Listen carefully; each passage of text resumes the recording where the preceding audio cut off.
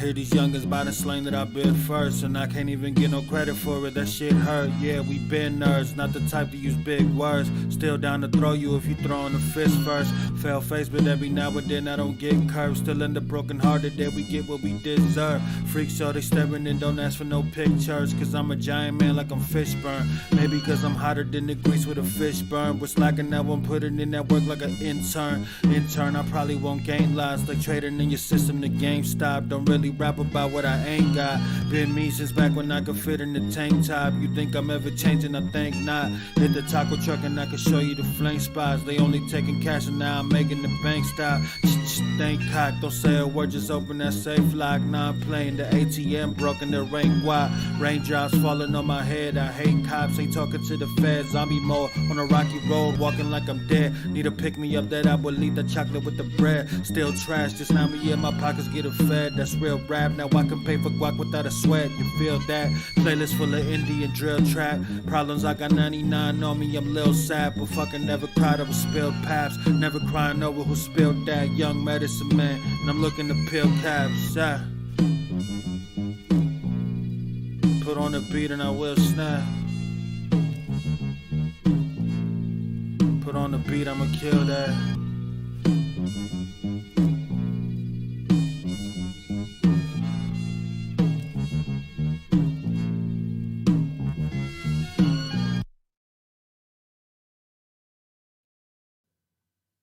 Ryne Radio is brought to you in part by Cerna Cigars. If you want to burn like a star, smoke a Cerna cigar.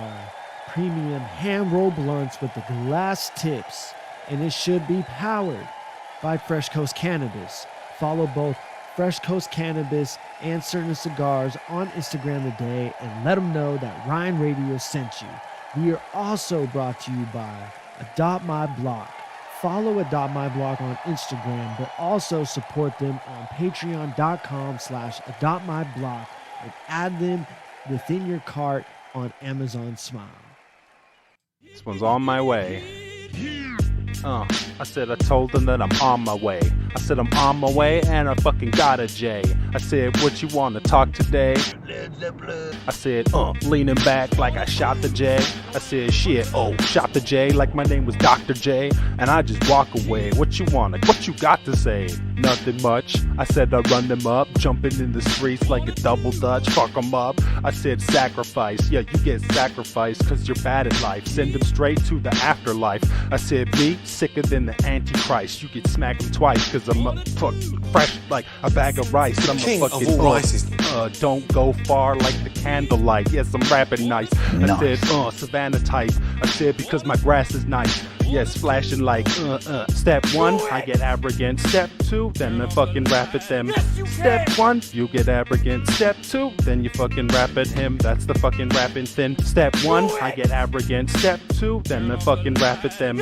Step 1, you get arrogant. Step 2, then you fucking rap at him. That's the fucking rapping thin. You're not gonna stop there! What the fuck is happening? I said I'm rapping then, trying to get it snapping them. Etymology, is she stepping off of me? She stepping off to me like it's etymology. People think it's hella properly.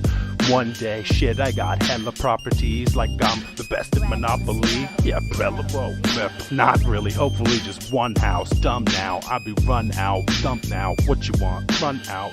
Oh my god, but my gun now has run out. Shit, I got to run now because I'm fucking done now. Whoa, aggressor, yes, in that last rhyme, I was the aggressor. I stress her that I don't want to be the best, sir. Just chill out, peaceful, trying to be an investor and trying to help the planet, dude. I see shit, but if you fucking battle, if you want to battle, dude, I'll get mad at you. That's how the rappings do. Step 1, I get arrogant. Step 2, then I fucking rap at them. Step 1, you get arrogant. Step 2, then you fucking rap at him. That's the fucking rapping thin. Step 1, I get arrogant. Step 2, then I fucking rap at them. Step 1, you get arrogant. Step 2, then you fucking rap at him. That's the fucking rapping thin. What are you waiting for? I said I'm doing it so smooth, so cool.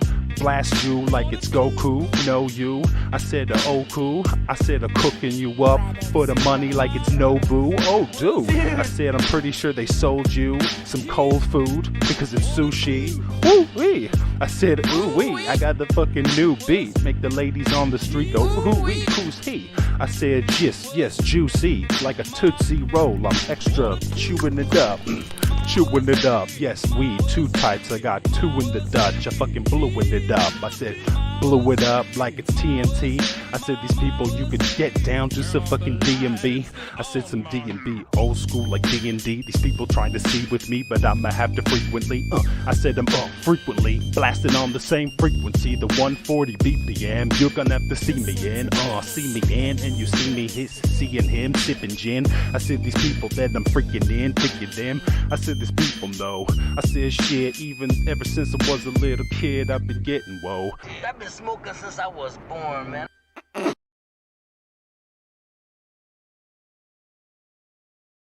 In that box you're alone, L comes after this K. Baron core in deep 6, that's the end of days. Welcome to the BOTZ Wrestling Federation, new player. Like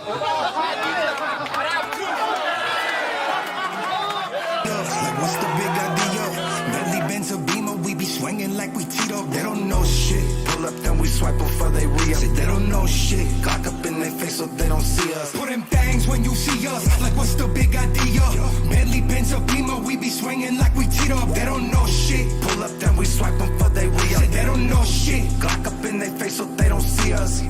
Hey, I'll roll a chopper out the back, then pull the big out. She think I'm Rambo when I'm shirtless with the stick out. Black on black when we attack, we never stick out. I get to squeeze until it's empty, pop the clip out. You share your business with these bitches, let it slip out. You give your money to that hoe, so you a trick now. I don't say shit to the bitches, pull my dick out.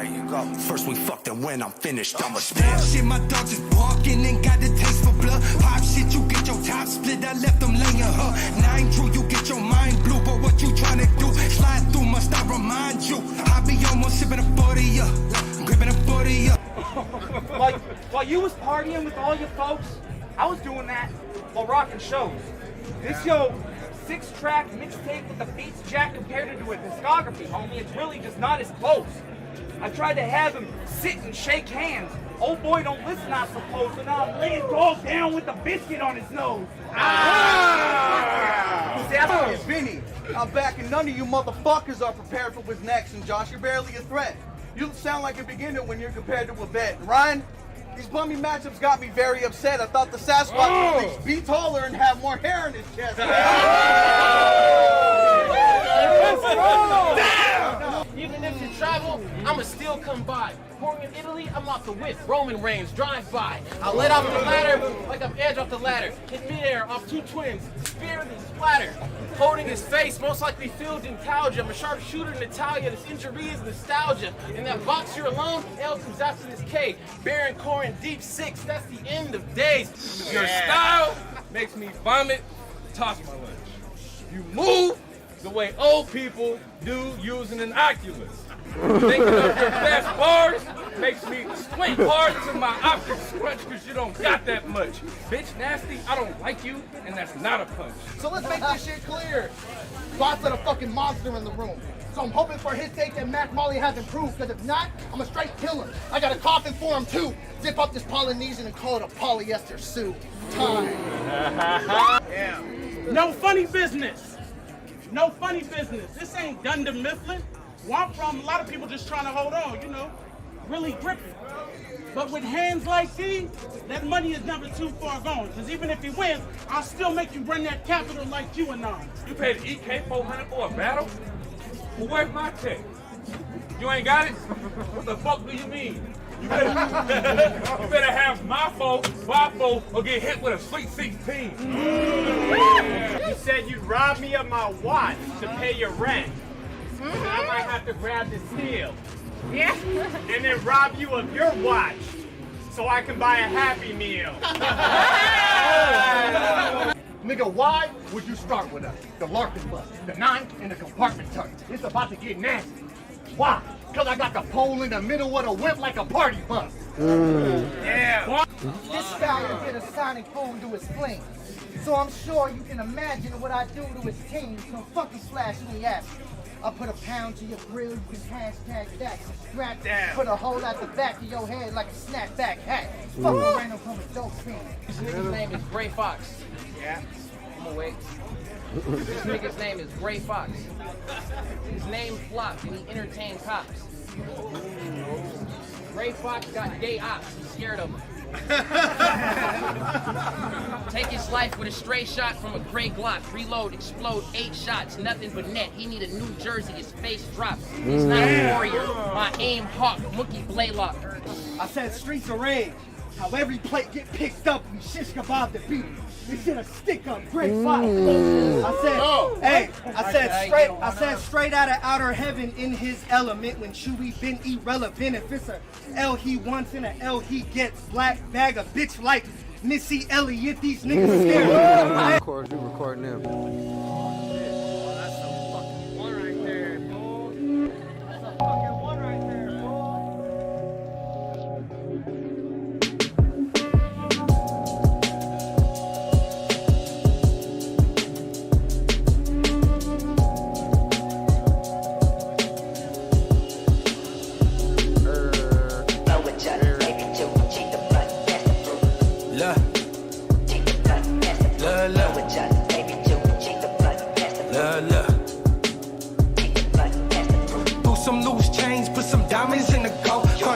On the chain like I'm driving through the snow. You can watch them bitches dance, yeah, my wrist be the ballet. $100 bill, hella crisp with the ballet. Swerving through your lane, sipping Henny on the rock. With a badass bitch, look like Jenny from the block. I ain't trying to hear shit, them 2 cents and get you shot. Put the nickel to your brain, fuck a penny for your thoughts, dog. I throw game at your bitch, I throw bullets at your wrist. Fully loaded with the clips, I unloaded and I did. I put something in my soda, got me slurring while I sip. See me coming around the corner, you concerned cause you a bitch. Boy, I treat your baby mama like a bakery. Oh shit, we live. What's good, folks? Ryne Radio, episode 113. I always like the number 13. To me, I consider it a fucking lucky number. Anyway, we're up in the mix. How you guys fucking doing? Like I said, every time I do an episode beyond episode 100, it always fucking feels fucking great. I got a special guest today via Zoom who's always been a real loyal supporter. He's fucking always making, like, showing love and sharing my fucking shit when I'm going live. And I know he was also a convert from the Dirtbag Dan Show days. He's a day one fucking loyal supporter of the Counterproductive channel. We got motherfucking KnotheadTV in the mix. I'm unmuting the mic now, and I'm already, we already got him live beforehand. We're trying to learn from last fucking time when I had Pariah up in the mix. So yeah, what the fuck is good? Can you hear me, sir?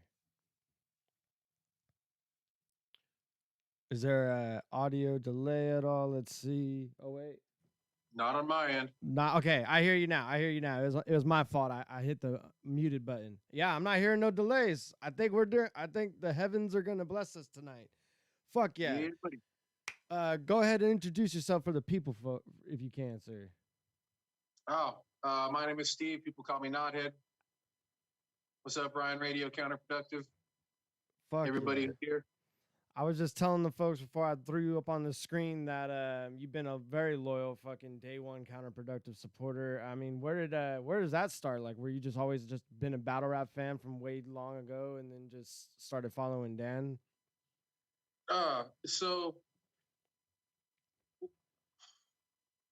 So I used to do a bunch of street team for Strange Music in the Northwest, and when Dan battled Mac Lethal, they traded Kansas City lines, right? So Strange Music posted that battle on their accounts, and I listened to Mac at the time, and so I just followed the click, and that was pretty much my jump off point to it was battle rap. So I was at Grizzlemania 2. That was Grind Time era. Yeah. and I just pretty much followed the rabbit hole after that. Pretty much, yeah, I became a huge fan of Dan and used him as a jump off point to explore the rest of the battle rap world. Fair enough. No, yeah. And then yeah, I just always I just appreciate you because you've always been showing me love even when I've fucking started taking the reins on the shits. And I've always noticed that you've been like you just said right now, doing the street team for Strange Music. I can very see peripherally that you're very much involved in the music world and whatnot, and you have your own things cracking along. I mean, of course, you know, it's fucking KnotheadTV. Do you want to like explain that maybe to the folks? Oh, It's a great way to start it. so you know, back in the before times, I just like Knothead TV just came out of just wanting to show, you know, what I do. You know, I'm a you know, family man. I've always had jobs and I've always done a lot of shows. So, you know, I just try to show what, you know, everyone wants to show their slice of life. Well, you know, I started that to show my slice of life. You know, you go check some of the episodes out and, you know, they start at, you know, some 5 a.m. and I work a whole shift and then drive who knows how long, or, you know, and then go do a show and drive back. And on those kind of episodes, I try to, you know, put timestamps on everything from the footage so you can see like what, you know, like what a 20-hour day might look like in some cases. But I have not put a new episode of Knothead TV up in probably close to 3 years. This is the channel I'm on now is not my original channel. I've got a bunch of lost episodes I'll never recover. I found like 3 or 4 on a flash drive in a box when I was moving, and you know, they're all low res. And you went and liked my pinned post on Twitter, which is, you know, reboot coming soon, and Yeah. it still hasn't happened yet. But you know, it is what it is. You know, I run a house, and you know, I did this whole thing with pandemic where I went from working 70, 75 hours a week to now I'm a full-time homeschool teacher. You know, I'm home with the kids, and so life has done a real huge change on me in that motion. And I'm sitting in the corner of my garage, which is a partial studio that I built. We just moved into this, you know, we moved cross state. Last year was tumultuous for me too, in addition to everybody else that's still walking around. I'm sure, man. And you know, I've got building blocks of things that are ready to get put into motion, but I'm not ready to put them into motion, even if all the blocks to things that I have, even if they're ready, I'm not. So I do plan on bringing Knothead TV back. I thought it would have happened by now. I was going to break the format because obviously no one's doing shows. So show day documentaries pretty hard to come by, you know, at this point in time. And, you know, I don't want to, you know, say too much because every time I say something before I do it, something fucks it up. So I need to quit saying shit. But yeah, I have plans to do things again, even if they're not the same way they were being done. But, you know, I'm also working on different things. And at some point, you know, that'll come out. But right now, I am Mr. Mom. And it's been a crazy turnaround for me. No, yeah. My girlfriend is she's a teacher, or you know, she's like a aide, and so she like has been teaching a lot of classes online herself, just because like the school district has been like stretched in that way, and she, you know, kind of tells me about just the difficulties of trying to, like, you know, like it's very obvious that it affects the kids, and they struggle with just trying to focus. And I couldn't imagine like how you were just saying, like having to like just go all around, you know, having to move all your stuff, especially with a family, and then on top of that keeping up that you know, like trying to like still get the hang of this new adjustment of the distance learning and all of that stuff too. So I can't blame you whatsoever for fucking you know, like as far as, you know, don't beat yourself up if you're like, oh yeah, I haven't rebooted or anything like that. It's been a crazy fucking year, so I don't think anybody could knock on you for fucking that at all.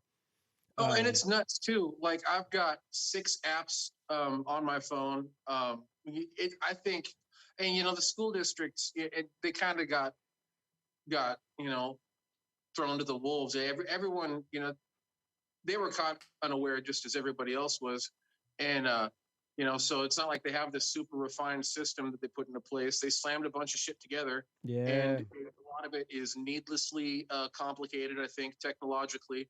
They want you to use, you know, 4, 5, 6 different apps for things, and they don't all talk to each other very well. So, you know, I hope to God this doesn't keep going. You know, if it does, well then hopefully they're refining things on the fly. But right now, it's needlessly complicated to be able to sign into everything, check in, check with the assignments, it's. Yeah, no, I can imagine. So yeah, it'd definitely be hard to keep up the creative pursuits on that front. Like, especially me, or I mean, I can really relate because like I was ready to give like all this shit up too, fucking when I was like right in the middle of like peak pandemic.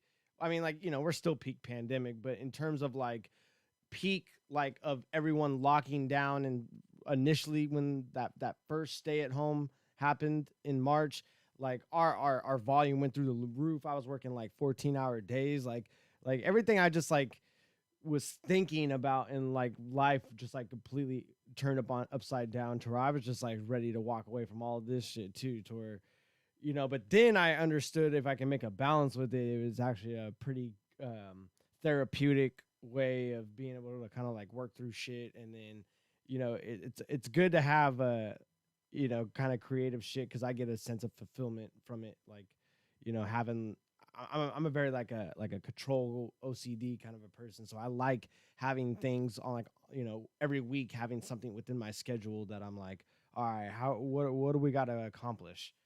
You know, I try to have like little goals to be able to really get set on like my long-term ones as well. So I can understand The daily list, you know, having things to do daily, that's huge. Absolutely. Watched a episode of Joe Rogan in the past couple months with Matthew McConaughey, and he was talking about that. He's talking about, I make a list and I check these things off the list, and then I can track my accomplishments. And if I start feeling like I'm not working up to whatever I feel like, I can go back and be like, no, I accomplished A, B, C, and D. I did things today. Yeah. And I've kind of tried to take some of that, because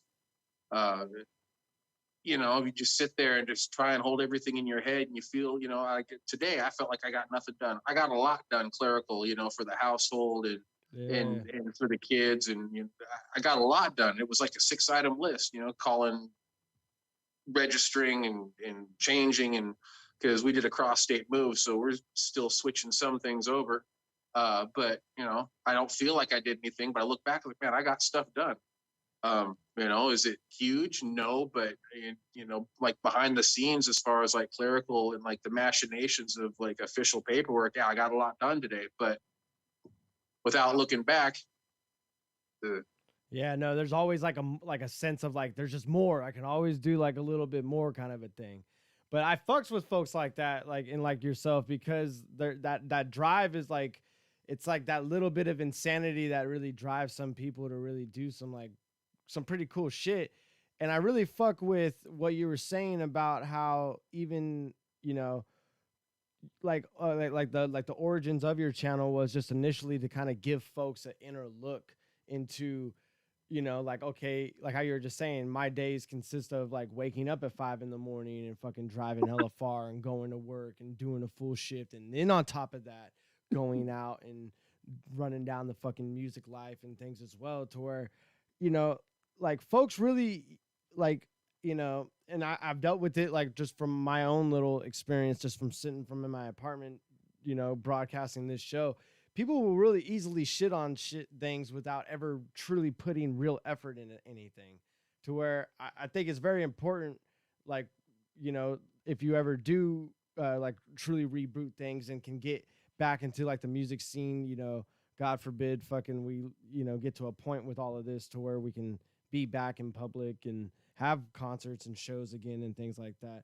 I think like those inner looks are always very important for anybody that's doing creative things, because, you know, I'll meet people, you know, just like in casual conversations here and there that think like things that I do like seem super special, or like as if I'm like a step above them to be able to do it. I'm like, nah, man, I'm just chasing it down. Like, you can very well do this as well if you wish. Yep, no, just showing up and doing it, man. Like, I lay in bed and think about the shit that I should be doing, but it's like, all right, these are all the things I want to do, but what do I have to do? And it is, a lot of it is on me for, you know, having that defeated attitude. Oh, I'm too tired. Oh, I need to go to sleep. Is like, well, do I need to go to sleep? Yeah. Would it kill me to stay up for an extra 30, 45 minutes and actually work on something? No. So, you know, I totally, you know, feel what you're saying. Absolutely. Yeah. You know, and another thing, the reason I did not hit TV is because, I mean, I've been doing what I've been doing a long time, and I've been a horrible archivist and record keeper. And when I thought, I was like, man, I could do, this is actually really simple. All I need to do is take footage and narrate of what I'm just doing in daily life, and then zip it together and then upload it. And you know, that's a way to, you know, create some, I hate the word content, but create content. No, yeah, right.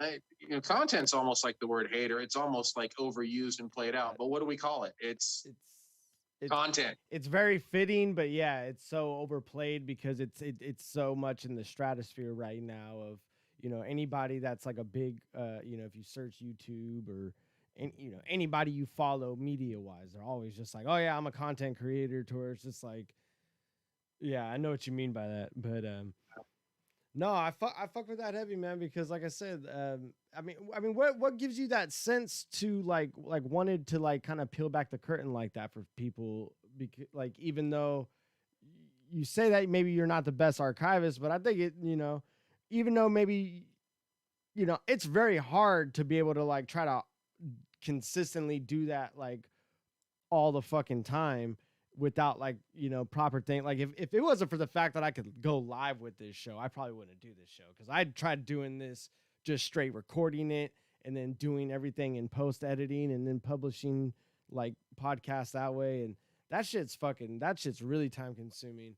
So I can understand wanting to like really show people the work behind the shit, but like what gives you that like that sense of wanting to like kind of like give people the inside look with you? Well, like, just, you know, I, in my mind, to me, and it's my life, so I'm biased, I feel like I've done a bunch of cool things, and I was always so caught up in the doing and experiencing and being in the moment that I've been a horrible record keeper. And there's been a lot of stuff that I would like to be able to like review the tape on and be like, yeah, you know, that was cool, and this is something that happened, and I did it with these people, and you know, I gotta rely on other people's memories telling me like, hey man, you remember when we did, oh yeah, that was cool, man, I totally fucking forgot about that. Well, if I've been some kind of fucking organized fucking asshole that fucking did the shit that I felt like I was supposed to do the whole time, right, I'd have had something to show, to where like a tangible memory for, you know, that other people could tap into too. But nah, fair enough. I think one of my even though as much as I try to put out there, sometimes I'll like go backwards and like kind of take it off, like being self-conscious about things, or being like, oh, I could have done this better. So because I know I could have done better, I don't want to let what existed when I didn't know that I could do better at that time, like still stand, kind of a thing. Because I'm like, oh well, that's not how I am now, but that's not how that works, kind of a thing. But in the byproduct of that is I fucking will lose shit kind of similar ways, to where I'm like, even if I record things properly and then I do put it out there, I'll go back and be like, nah, fuck this shit, I don't want this shit to be on there anymore. Like have you ever like had those kind of moments within yourself, to where like kind of, do I really let this stand, and how do you kind of press on with that? Right. Well, yeah, like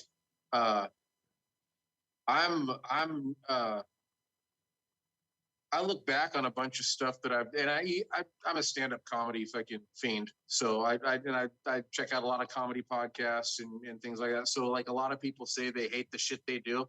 I hate a lot of the shit I've done, and I wish it could almost fucking be erased. But also, it's part of the journey, and so I made a decision to do things a certain way. So as a result, certain processes and evolutions and personal growth was done publicly. Now, can anyone who checks that stuff out necessarily see the stuff that fucking makes me fucking irk? No, but I know that that was a public process, and it makes me fucking cringe sometimes. But right, I gotta stand by everything I've done because I did it. yeah. It is what it is. Like you were talking about going live, I actually prefer to do the taping and the post production myself. I feel like, and everyone's different. I feel like I like a little more control. Yeah. Over, and this is just me. Who's to say what somebody else feels most control in what environment? But as for me, I definitely like the idea to be able to take the footage and do the post production and add, graphics or titles and, that kind of stuff. I definitely like doing that for certain things, but when I was trying to do it for like an hour-long show, to where I was like uploading it as a show, and then on top of that, also making sure the audio was proper to upload it as a podcast as well, to where I grew a very newfound appreciation for all that stuff that I just didn't have the patience for. Like I love doing like little trailers of things. I love doing music videos because that's very similar to like, and I can relate to you on that level as far as like, because I love doing like graphic stuff. Like the more I get involved with like Photoshop and things like that, and I have like the Adobe thing, so like whatever I make and one thing, I can easily put it over into like Premiere and whatnot, drop it in there and all that stuff. So I do like some of it, but like when it's like this, for some reason, I have more because even though I've done this show for so long, I grew up very like naturally like a shy kind of a person. So this shit really forces me to get out of my shell, and I've always had a respect for that, even when Dan did it, because when I would go up on the Dirtbag Dan show to be a guest, it's like, well, this shit's live, motherfucker, because I ain't editing this shit, kind of a thing, to where it's just like, you better fucking know what you kind of, you better know how to articulate your thoughts and get them out there, especially when you're like, on a table with, 5, 6 fucking people. There's like a couple people over and elsewhere in the room. We're all passing around joints and shit, like, so I don't know, something about live, even though you don't have that netting of not being able to like properly edit and you have to make sure everything's prepared beforehand, there is a level of it to where, I've been able to level up because of it, because I have no netting or whatever, I guess. Oh, I'm sure that interview and conversational skills increase. Absolutely. Yeah, I don't doubt that at all. That actually, one of the things I'm planning on doing is going to have to almost be live, and I'm a little apprehensive about it because I another reason I started KnotheadTV too was social anxiety. I've never been an anxious person. The last 4 or 5 years, one of the most unwelcome developments in my life is the development of anxiety. Random anxiety for no reason, it sucks, but also social anxiety here and there too. And to get in front of a camera, even on like the pre-recorded basis where you do post-production, that helped a whole lot too. I think it's a great thing to do, honestly, because it's the live, the no net thing. It forces you to be adept and to be nimble, and I think that's a good thing. It just pushes limits, pushes boundaries, and then you end up growing as a result. Yeah, especially because I like out here, I'm in the obviously I'm in the Bay, so it's like I like how you said the before times. We should adopt just that. Like we don't even have to reference just the before times. We all know what that means. Because in the before times, I was hitting open mics on a pretty frequent basis. And initially, when I first started hitting mics, immediately, even though I've done battling and I've understood the formula of coming up with material, rehearsing it, and putting it forward, with comedy, you have to be so much more fluid with going in and out of your material in case, like, because you can't you can anticipate maybe how people will react, but you shouldn't really expect or be surprised if it's negative or even positive in a way that like will throw you off still, to where it's not the same as battling. Battling to me almost has this kind of like fucking, it's almost like a play, if anything else, to where, crowds can participate just to enhance it. But if you take away from it, you're immediately like, the crowd's like elsewhere in the crowd's going to like turn on you like immediately. If you're not like, even if you're like cheering to the point that it's annoying, people will be like, hey, shut the fuck up. Like, to where comedy is way more about like, if you are not engaging that crowd and keeping them entertained and laughing, they're going to either just completely tune out or completely shit on you. And if they shit on you, the crowd's not going to care. Like, if you are bad, the crowd won't care if someone's shitting on you, right? Especially if that person does say funny things to you in a heckling kind of way, to where you have to be able to control that situation. The only time a crowd will look at a heckler as like socially unacceptable is if the comedian does their job and shits on them and points out to the people, hey, this motherfucker is fucking my shit up right now, and it's fucking your guys' time up too, because we were just sitting here vibing, you guys were liking what I was doing, and this guy fucked it all up. That's like the only time a crowd would be like, yeah, fuck this guy.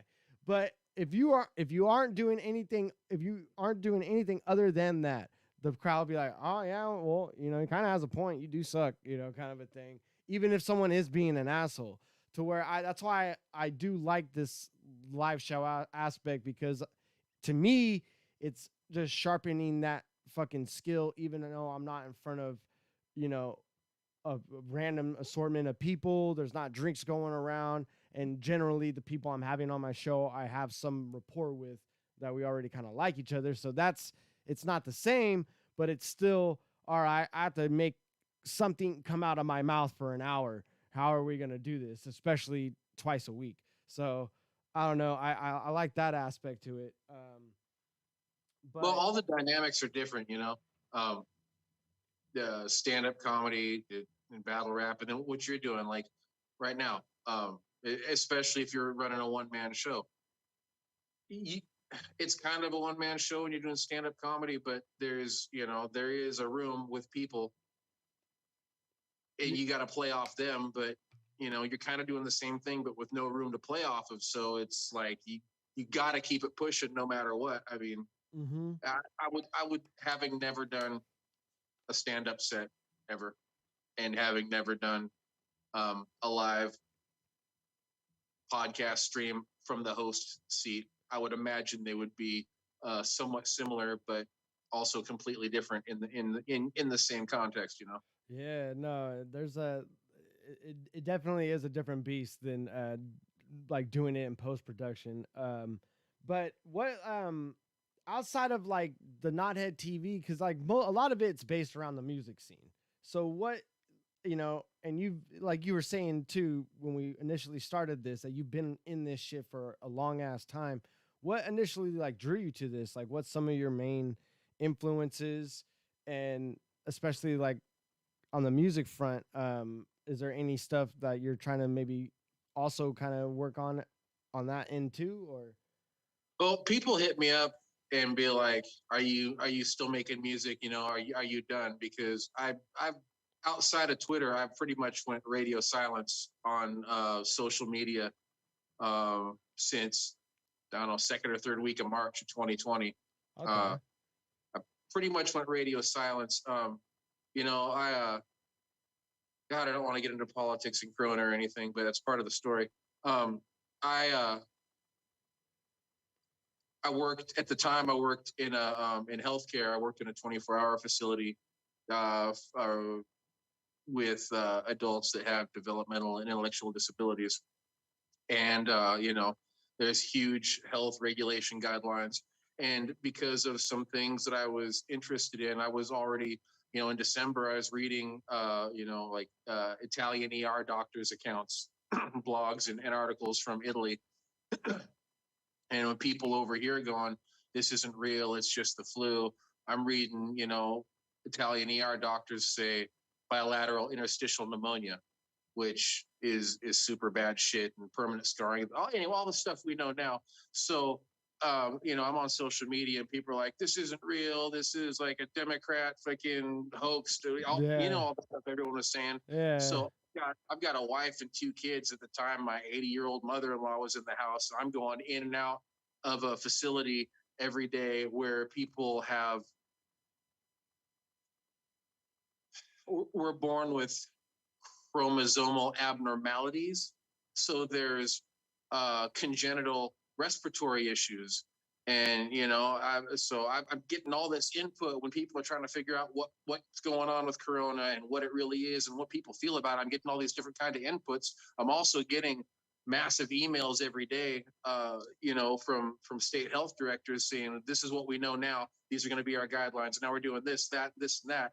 And I'm thinking, I'm like, I got these people I could kill. And you know, my mother-in-law is 80 years old with us at the time. So I shut everything because like, I've got to pay attention to reality. I can't take everybody's opinion into stuff.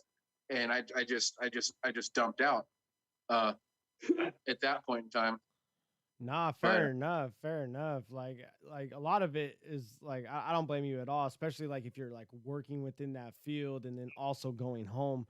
And that's like the key thing too, is it's like, cause, you know, me, myself, I live on my own. And then like, even when we've done like these kind of events, like they're outside, and then even at work, folks have been concerned for me, but I really don't like, if I go into a business, I'm masked up and I'm very quick and I'm very like it's in and out. Like I'm just dropping it in, dropping it out. And more often than not, I would say like 80% of my route is I'm delivering to residential houses and apartments and stuff, to where like it hasn't been like, because people like have definitely been concerned for me in terms of like touching packages and things like that. But I wear gloves, you know, like I'll have moments where I'm outside and I'm just like on my truck and I don't really wear a mask because I'm by myself and I'm just like in my truck.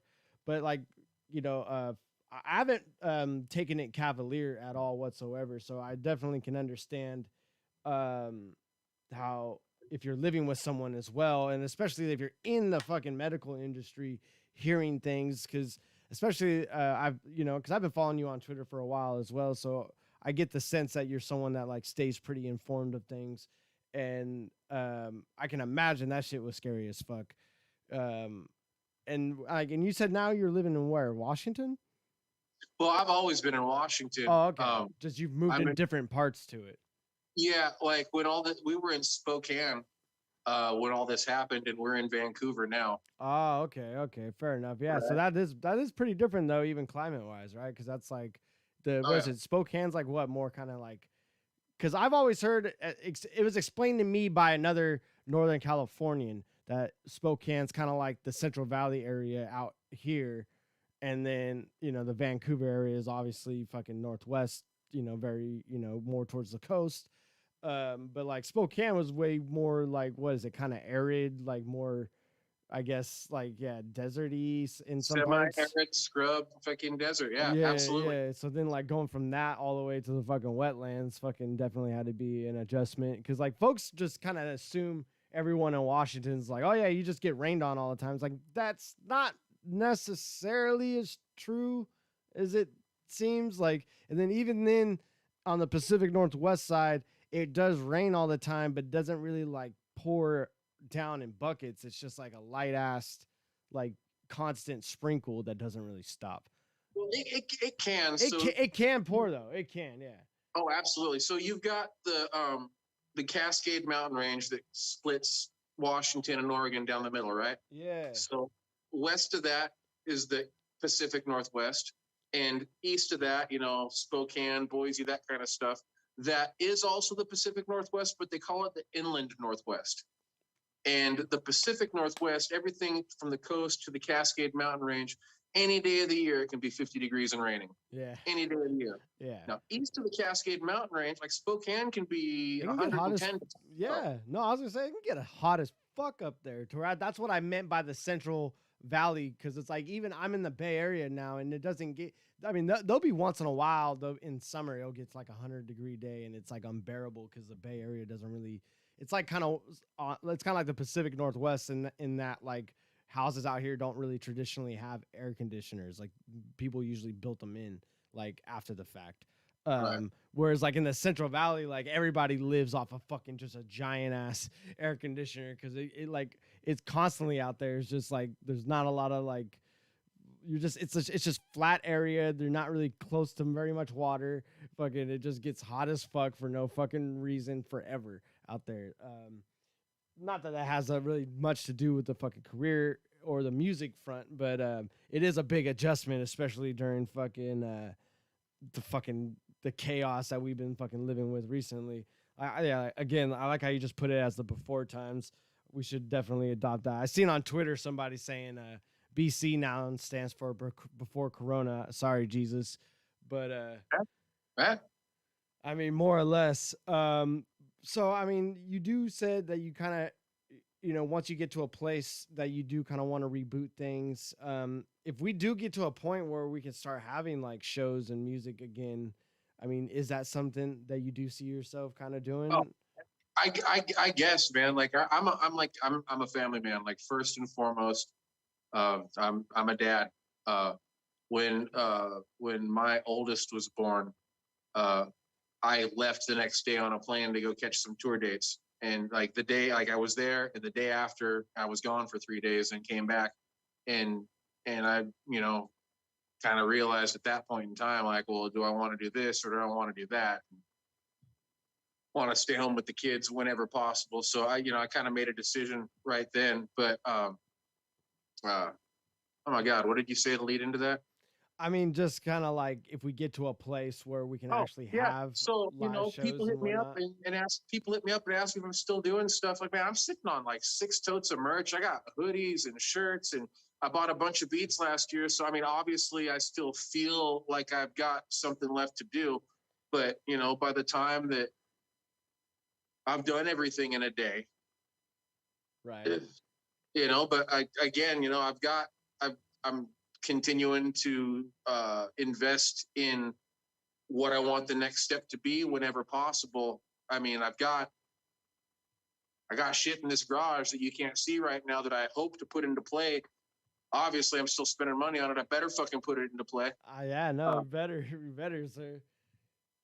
But I've got a little game plan, and it's just taking a little bit longer to execute. But honestly, you know, I got 2 kids, and I got a 10 and a 6-year-old, and my 6-year-old needs a little extra help, and I'm the man for that. So, you know, the day-to-day mechanics of the household come first. But also, you know, I'm not in a rush. By the same token, like I thought it would have happened by now, and I wish it would have, but I'm not in a rush. I'm pretty zen. You know, everything when it's meant to be. I'm gathering things and building notes that I didn't foresee being a part of. I'm starting to create something I didn't foresee being a part of what I want to do next, and that's a welcome development. And I'm just going to let that continue to develop, and that hopefully is going to morph into another aspect of what I'm going to do next.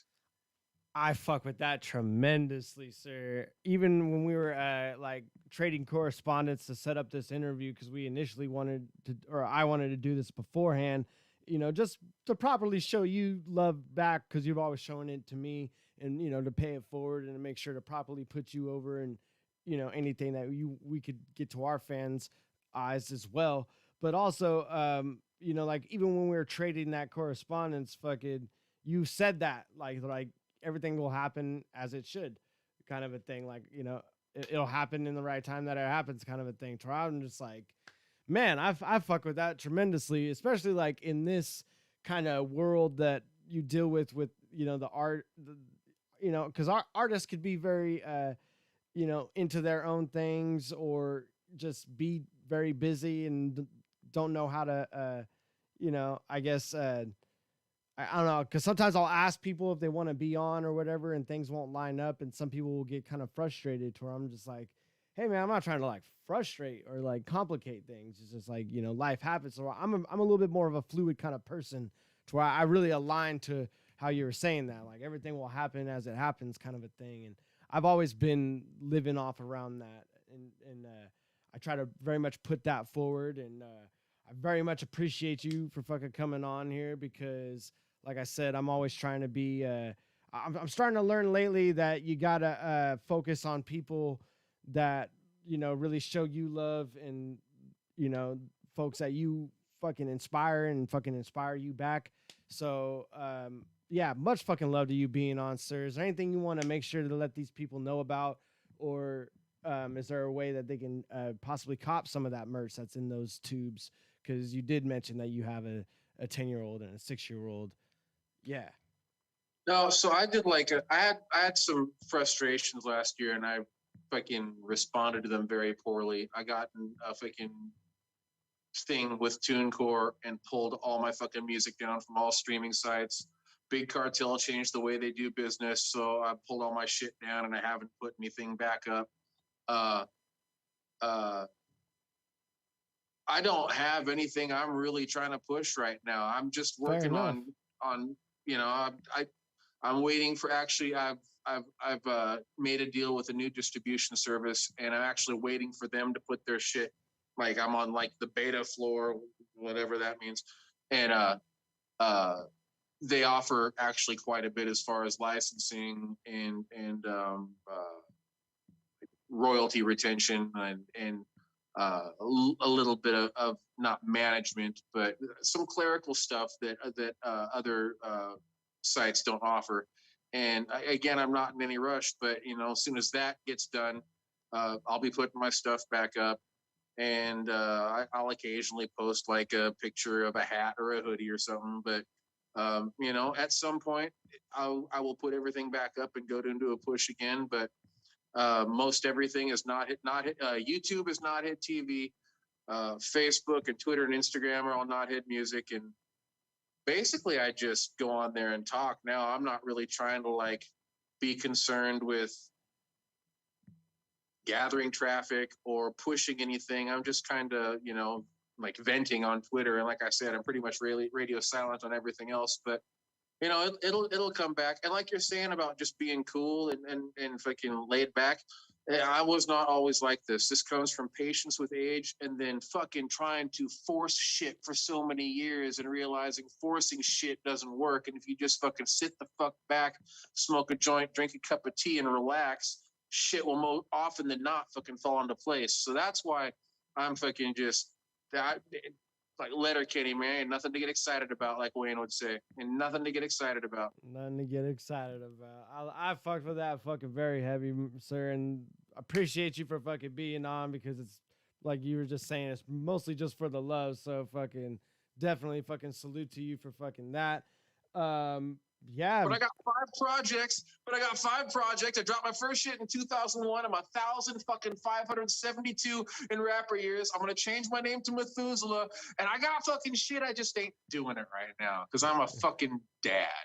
Fuck yeah. No, that's the most rock and roll shit that you could possibly say, to be honest. I fuck with Sturgill Simpson very heavy, and he has a song where he says, the most outlaw thing that I ever done was give a good woman a ring. That's the way it goes. That's the way it goes. Life ain't fair and the world is mean. That's the fucking. Oh, bro. That's the whole. I could talk about fucking the woman I put a ring on her finger for an hour. Dude, oh my god. No, yeah. Anyways. Fuck yeah. Fuck yeah. But much love to fucking you and yours, sir. Appreciate you for fucking being on. And yeah, fucking. You know, someone called me Great Value Fred Durst the other day, and I might make that the name of my next fucking album. Fuck, that's amazing. That should just be fucking. That's the fucking new title. Yeah, for sure. Just that's the new handle on Twitter for sure. You're Fucking right. great value, Fred Durst. Nah, fuck it. Just run with it. There you go. Some of the best gimmicks are the ones you didn't want. No, but yeah, appreciate you, sir. Fucking make sure you fucking Mitch Match just donated $10 for the fucking interview. So fucking much love to fucking you, sir. But also, Yes. yeah, once again, much love to fucking you, Knothead. I appreciate you. And yeah, I'm definitely gonna keep an eye out on anything that you're gonna be doing going forward, just because you're always making sure fucking you're just always sharing fucking what we got going on every time I'm going live, every time we got new battles out. So yeah, like I said, fucking all the best to you and yours, and fucking good night to you, sir. Appreciate it, man. Much love to BOTZ. BOTZ, Eric, get your bitch off. BOTZ World Order. I love that. You guys ought to fucking push that somehow. Fuck yeah. No, I got things in tubes and things on the other side of this camera too in the works as well. So fucking yeah, appreciate you, sir. Right on, buddy. Have a good night, man. Likewise. Yee.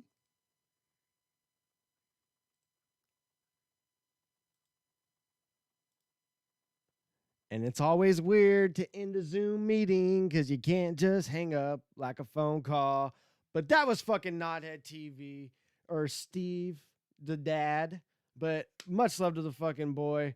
Like I said, he's just always fucking showing me love. He's always showing BOTZ love. He's been a day one supporter, even going back to the Dirtbag Dan show and Dan. So, yeah. Shout out to the boy. Oneness says Adept HNIC live right now. I don't know what that is. Adept HNIC. No idea what that is. Shout out to 100 for watching both on YouTube and Twitch. He was commenting on both. I could see that from this end. You know, obviously, if you're on YouTube, you can't see the Twitch comments and vice versa. But I could see that shit. I was trying to fucking make sure I keep up with the folks. Shout out to Zan Aykroyd. Shout out Fuck Off. Shout out It's Low Main. Haven't really recognized you. Appreciate you for fucking stopping by. As well as Oz. Haven't really recognized you, but also appreciate you for fucking stopping by. Zan Aykroyd said that someone on the internet please green screen that aggro Shia LaBeouf yelling at his girlfriend, please. Someone should get on that. Zan Aykroyd would be very happy. Tino Killed It asked, who is this? I never heard the answer. I'm assuming, yeah, the way it looks like Oz responded, it was the Irish Rasta. Yeah, Nerg, what's up? He says, what up, Ryne? Shout out from Chicago. What up, right back to you. Shout out for fucking, Hayward, but as far as you know, San Francisco. Or Oakland, I guess. As far as you know, Oakland, but it's really Hayward. I'm like 30 minutes away from Oakland. Yeah, I hear it's fucking cold everywhere else in the country except here right now. I woke up with a foot of fucking sunshine up in this bitch. Can't relate to y'all with your fucking snow problems.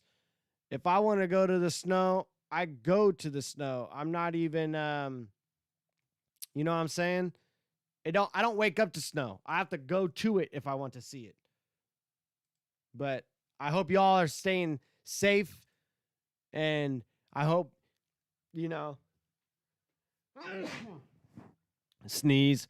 I hope, you're not, the snow ain't fucking you guys' shit up too bad. And, you're fucking, I'm happy I can fucking provide some little bit of distraction for y'all folks. James Campbell says, what's up from San Jose? What's up, James? Fucking, we got fucking some live events fucking cracking soon in San Jose. So you should fucking make sure you stop on by for the bots. Head over to patreon.com/counterproductive if you want to watch all of the bots 12 battles. They're still going to be up for a little bit. I have to still set up a release schedule for YouTube. So get on that shit. Everything from this channel and everything from the Counterproductive Patreon directly benefits Adopt My Block, which is Dan's dog rescue. That's all he's been passionate about lately. He's not coming back to the podcast world, ladies and gentlemen. He's out here rescuing these fucking puppies and elderly dogs. Just dogs that need to go to proper fucking homes. If you are anywhere in the Northern California area and you are capable and willing to take care of a dog, definitely hit up Adopt My Block. Don't shop with Adopt My Block. And if you just want to support their cause, you can donate to them on Patreon as well. They have Adopt My Block on Patreon, as well as Cash App, Venmo. You can find them anywhere at Adopt My Block. You can even add them into your cart with Amazon Smile. If you're unfamiliar with Amazon Smile, it's essentially just Amazon.com. But when you check out, it asks you which charity you would like to donate to as well. So, you're like, okay, hey, I'm fucking buying a toilet plunger for myself, but I can also throw a couple bucks over to Adopt My Block since, I'm just buying things right now. So you can do things like that, and you can find them there as well. There's plenty of ways to fucking support. Yeah. March 20th is the next BOTZ event. I don't want to tell you guys the card yet. I'm going to not lie to you, though. I initially had one headliner in place. I fucked up and got excited and told people about it. And then it couldn't happen in March. It's going to happen in April. It's still going to happen. It just couldn't happen in March. I got too excited and fucking spilled the beans. I learned that lesson. I'm not going to do that anymore. But we're still going to have a very fucking great card in March. A lot of tournament battles are going to be going down. There's already fucking 8. We already got 8 tournament battles cracking. So I'm probably going to add a couple more. Actually, 8 battles, 9 tournament battles. One of them just a debut battle. But a debut on both fronts, too. 2 people that's never stepped in the ring for us before. So excited for that. I'm looking forward to it. Once again, shout out to Mitch Match for the donation in the live chat. Nerg1 says that his flight has been canceled back to Houston since last Sunday, and he got no water and power back home. Fuck. Damn, my bad. I thought you were saying like you were from Chicago, like you're just in Chicago currently, but goddamn, you're about to even go back home to a fucking that shit show. Fucking major fucking just fucking all the fucking love and strength to you, sir, because I couldn't imagine dealing with any of that right now. I'd be freezing out here, and it only gets down to like 40 degrees, and I'd be like a bitch and be like, oh, it's cold, and I don't have really the proper heating system, but whatever. Mitch Matt says, how do you get into a BOTZ event? I'm from San Jose, always wanted to go. We're gonna be doing events soon. We do them. Just keep an eye out. Follow us on Instagram. That's probably the best way. I always put the flyers out there, or on Facebook, or on Twitter. Yeah, Facebook, Instagram, Twitter. I try to keep all the things updated with all of the proper stuff. There's going to be a flyer coming out soon for the March 20th event. It's a smoke session. Pull up. We're going to be we got flour, we got edibles, we got concentrate, we got fucking tacos, we got booze. We got all that fucking shit. We got shit cracking, folks, and it's outdoors, so we ain't got to fucking, like I said, people have been kind of tripping off that we've been doing that, but it's outdoors, ladies and gentlemen.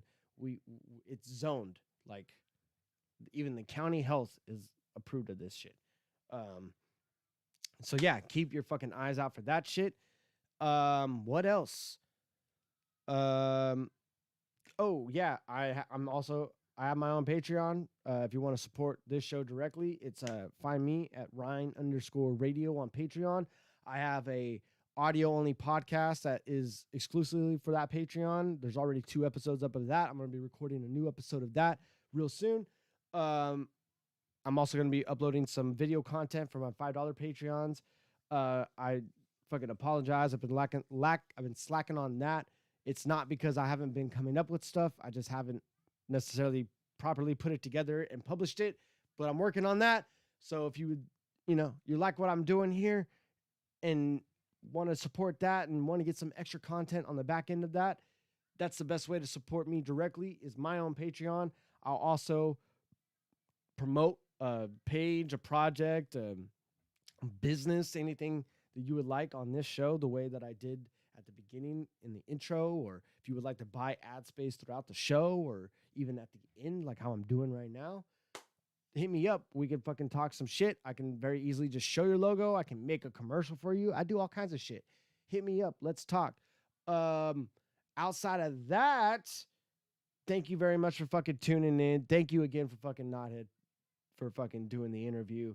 I'm definitely trying to get up back on that horse of making sure there's always some guests on this live show, because now that I have my audio only podcast, I don't want to have two shows where I'm talking by myself at you guys.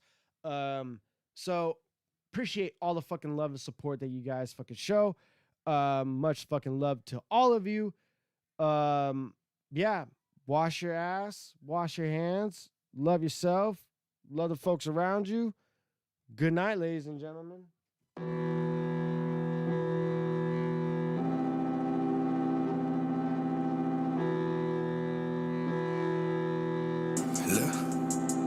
Yeah, put in things when you see us. Like, what's the big idea?